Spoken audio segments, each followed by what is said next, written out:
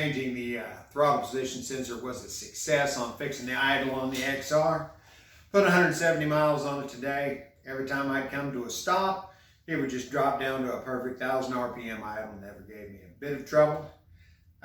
Firing it up, it would have your initial flare and then it would go right back down to 1,000 RPM. So that's a success. If you have idle problems and you notice that if you have like a power vision or something and you notice that it's flickering from like 0 to 1% on the throttle position and you're having idle issues, you probably need a new sensor. So Hideout Harley Davidson in Joplin had everything I needed. So shout out to them, that was nice. A lot of times I end up having to order parts, but the throttle position sensor does fit several other models of Harley, so they did have it in stock. I'm going to put all the pieces that I used, part numbers, down in the video description, and I'll show you what all needed to be changed. Here's a quick startup vid. As you can see, the TPS is not floating around anymore. That I ran the throttle, goes right back to 0, stays on 0. Idle steps, I've got that set a little higher. I'm still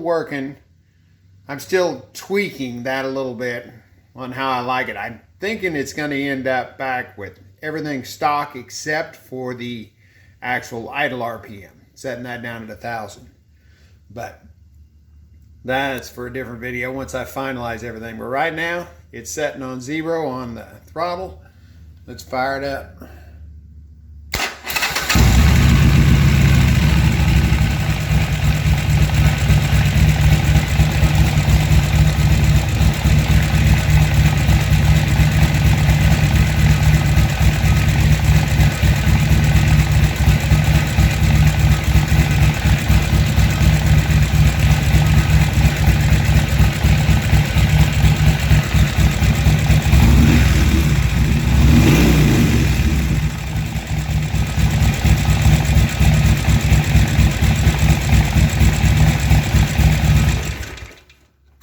Looks good to me.